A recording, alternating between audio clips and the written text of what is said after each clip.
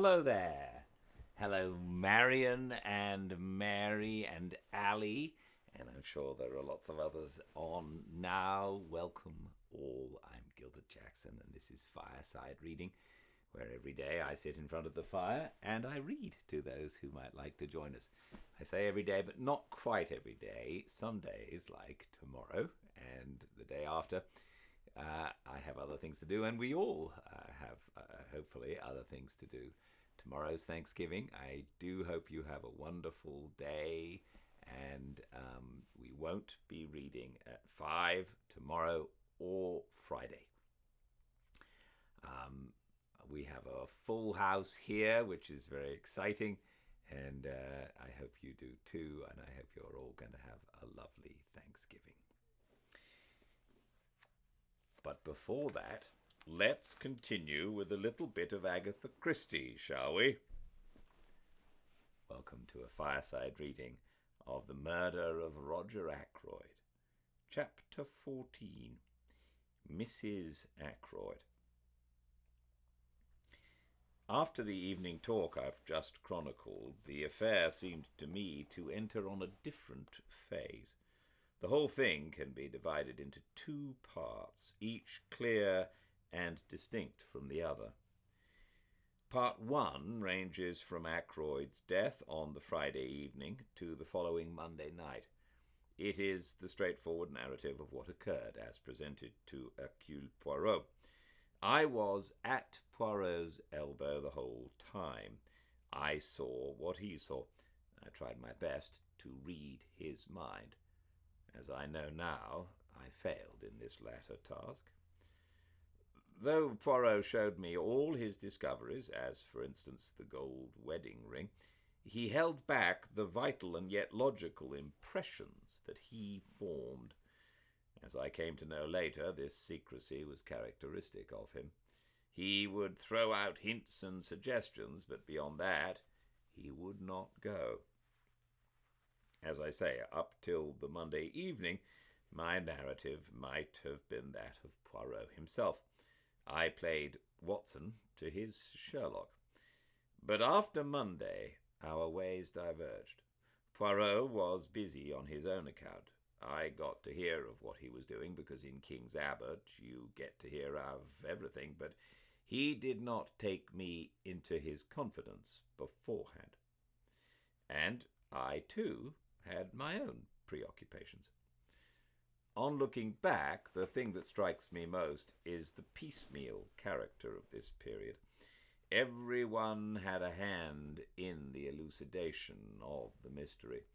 It was rather like a jigsaw puzzle to which everyone contributed their own little piece of knowledge or discovery.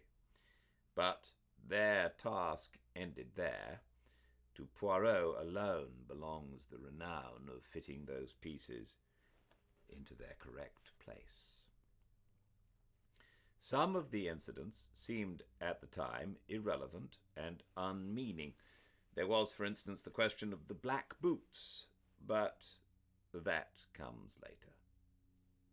To take things strictly in chronological order, I must begin with the summons from Mrs. Ackroyd. She sent for me early on Tuesday morning, and since the summons sounded an urgent one, I hastened there, expecting to find her in extremis. The lady was in bed. So much did she concede to the etiquette of the situation, she gave me her bony hand and indicated a chair drawn up to her bedside. "Well, Mrs. Ackroyd," I said, "what's the matter with you?"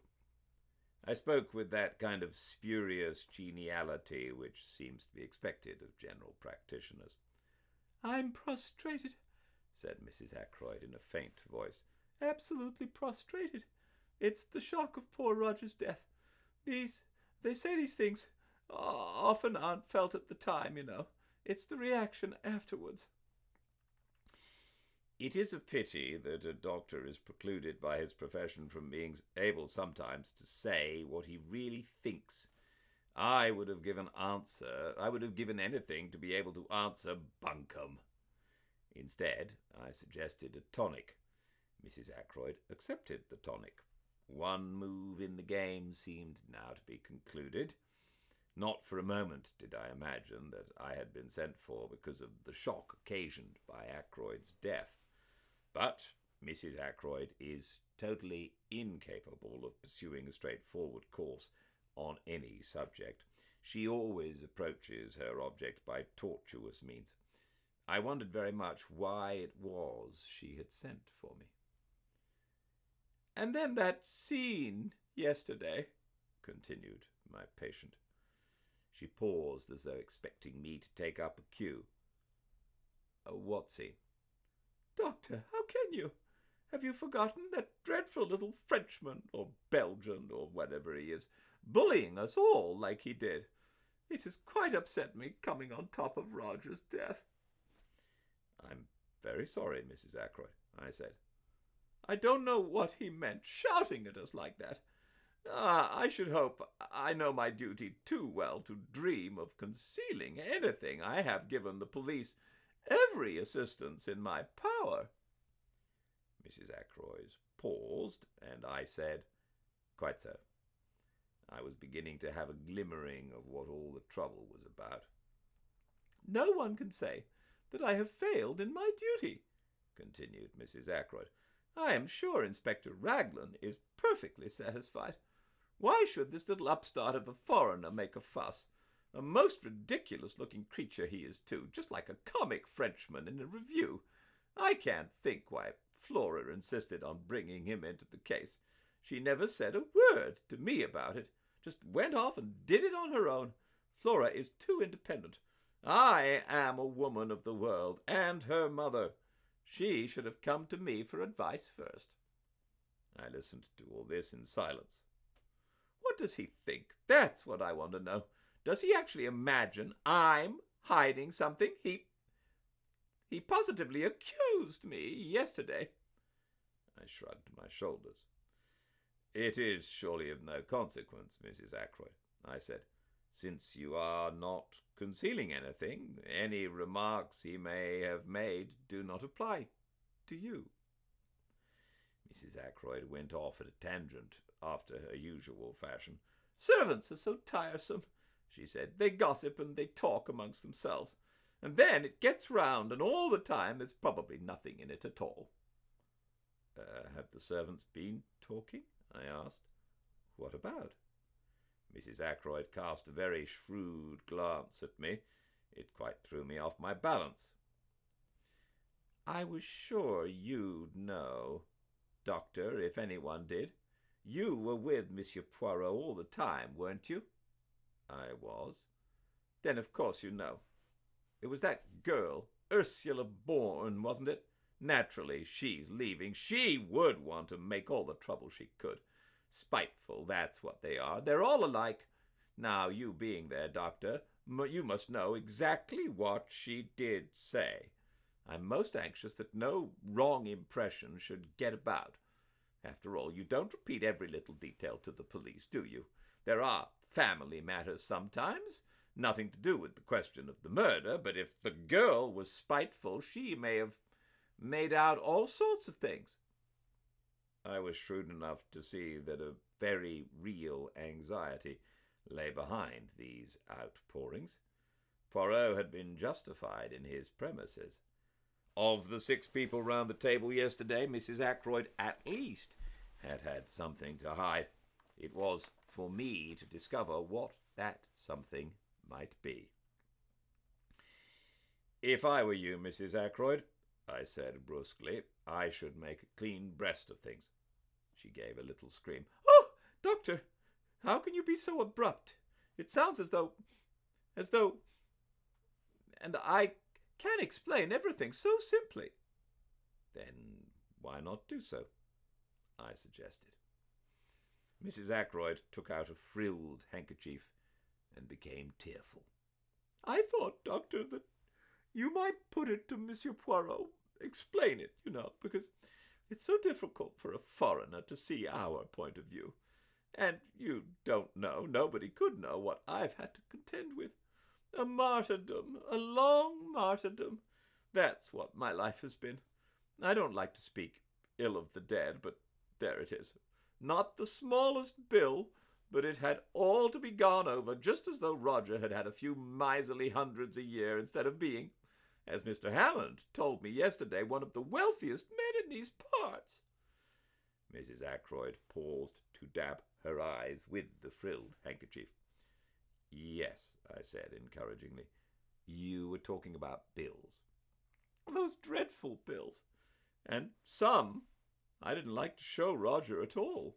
They were things a man wouldn't understand. He would have said the things weren't necessary, and of course they mounted up, and they kept coming in. She looked at me appealingly, as though asking me to condole with her on this striking peculiarity. It's a habit they have, I agreed. And the tone altered.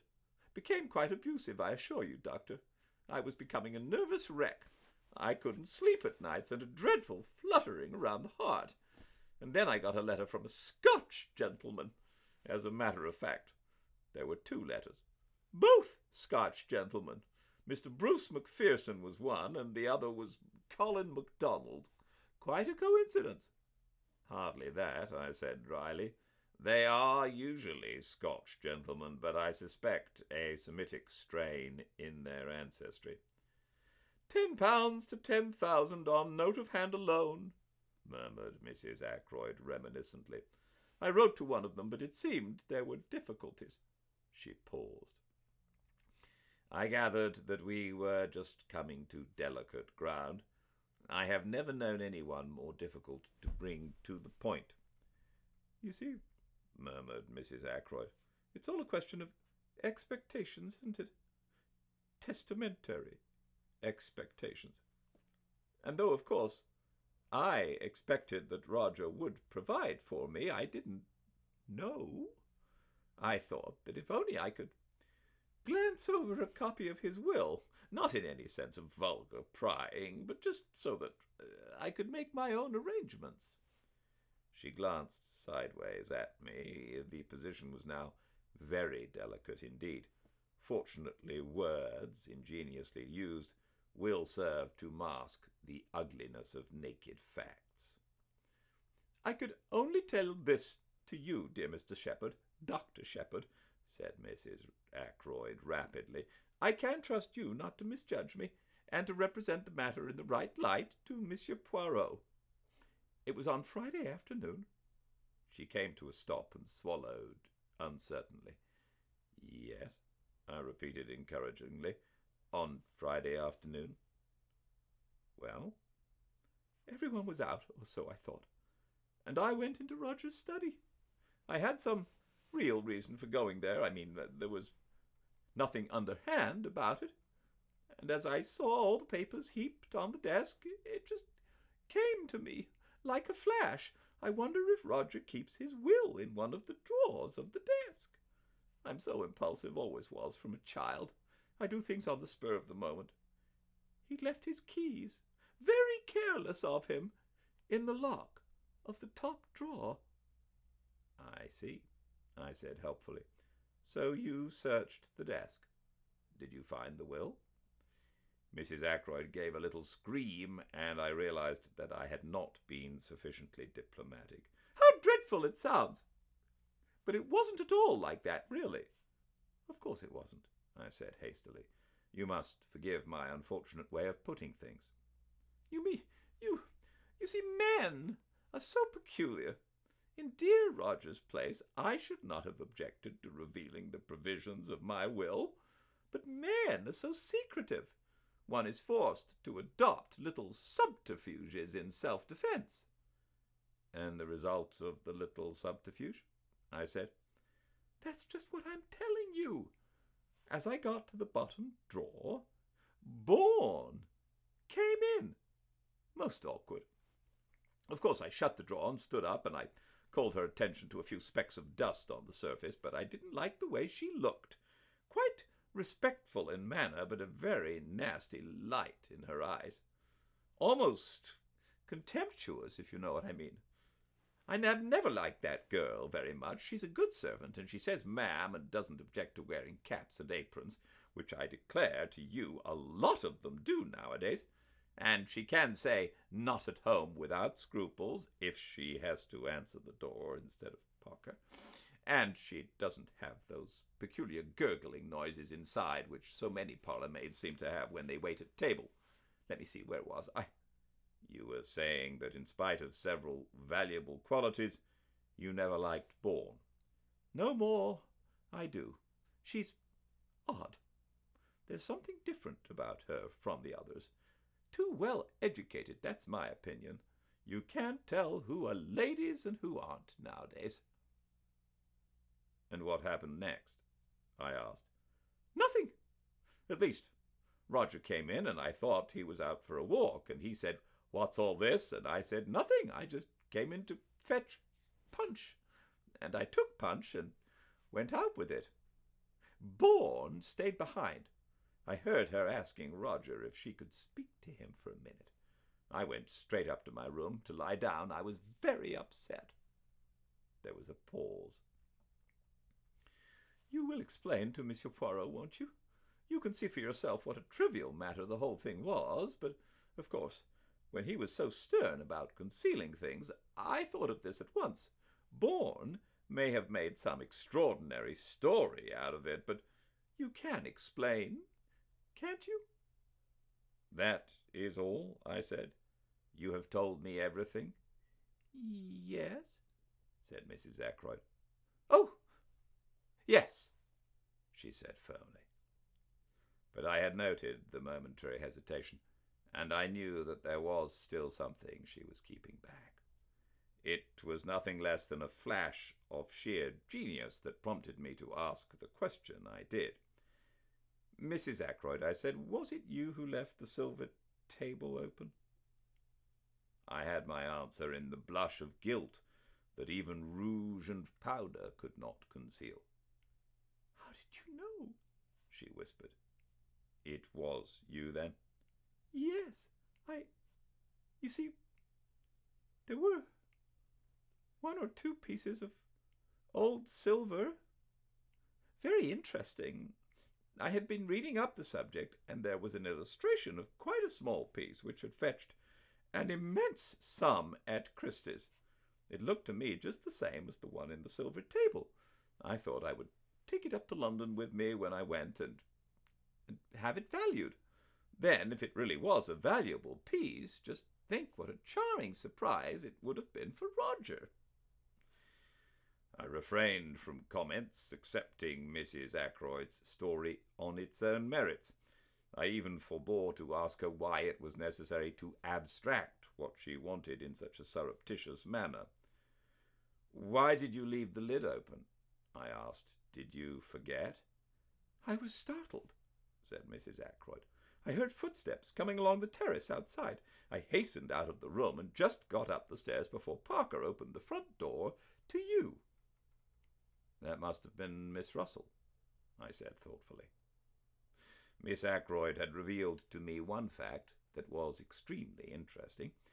Whether her designs upon Ackroyd's silver had been strictly honourable, I neither knew nor cared.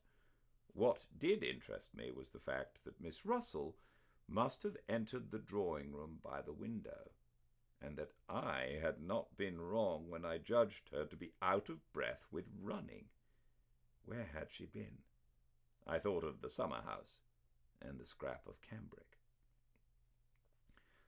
"I wonder if Miss Russell has her handkerchiefs starched," I exclaimed on the spur of the moment. Mrs. Ackroyd's start recalled me to myself, and I rose. "You think you can explain to Monsieur Poirot?" she asked anxiously. "Oh, certainly. Absolutely." I got away at last, after being forced to listen to more justifications of her conduct. The parlour-maid was in the hall, and it was she who helped me on with my overcoat. I observed her more closely than I had done heretofore. It was clear that she had been crying. "How is it," I asked, "that you told us that Mr. Ackroyd sent for you on Friday to his study? I hear now that it was you who asked to speak to him." For a minute the girl's eyes dropped before mine.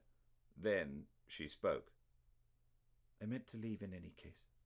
she said uncertainly. I said no more. She opened the front door for me just as I was passing out. She said suddenly in a low voice, "Excuse me, sir, is there any news of Captain Peyton?" I shook my head, looking at her inquiringly. "He ought to come back," she said. Indeed, he ought to come back." She was looking at me with appealing eyes. "Does no one know where he is?" she asked. "Do you?" I said sharply. She shook her head. "No, indeed, I know nothing. But anyone who was a friend to him would tell him this. He ought to come back." I lingered, thinking that perhaps the girl would say more. Her next question surprised me. "When do you think the murder was done? Just before 10 o'clock?" "That is the idea," I said. "Between 9:45 and the hour." "Not earlier? Not before 9:45? I looked at her attentively. She was so clearly eager for a reply in the affirmative. "That's out of the question," I said.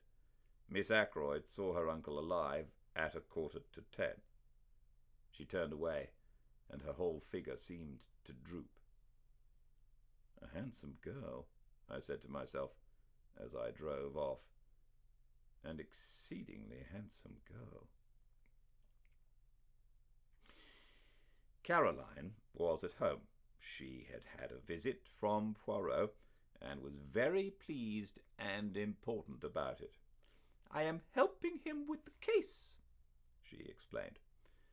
I felt rather uneasy. Caroline is bad enough as it is. What will she be like with her detective instincts encouraged? "Are you going round the neighbourhood looking for Ralph Peyton's mysterious girl?" I inquired. "I might do that on my own account," said Caroline. "No, this is a special thing Monsieur Poirot wants me to find out for him." "What is it?" I asked. "He wants to know whether Ralph Peyton's boots were black or brown," said Caroline with tremendous solemnity. I stared at her. I see now that I was unbelievably stupid about these boots. I failed altogether to grasp the point. "They were brown shoes," I said. "I saw them." "Not shoes, James, boots. Monsieur Poirot wants to know whether a pair of boots Ralph had with him at the hotel were brown or black. A lot hangs on it." Call me dense if you like. I didn't see. "And how are you going to find out?" I asked. Caroline said there would be no difficulty about that. Our Annie's dearest friend was Miss Gannett's maid, Clara, and Clara was walking out with the boots at the Three Boars. The whole thing was simplicity itself, and by the aid of Miss Gannett, who cooperated loyally, at once giving Clara leave of absence, the matter was rushed through at express speed. It was when we were sitting down to lunch that Caroline remarked, with would-be unconcern, "About those boots of Ralph Peyton's." "Well," I said, "what about them?" "Monsieur Poirot thought they were probably brown. He was wrong. They're black." And Caroline nodded her head several times.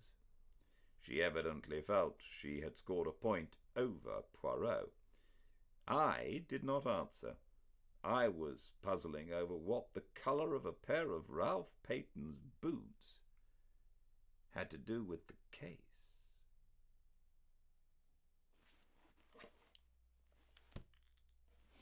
Thank you all so much for joining me.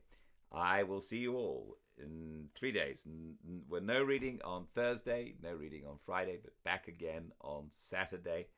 And I do hope that you all have a wonderful Thanksgiving and stay very, very well until we meet again.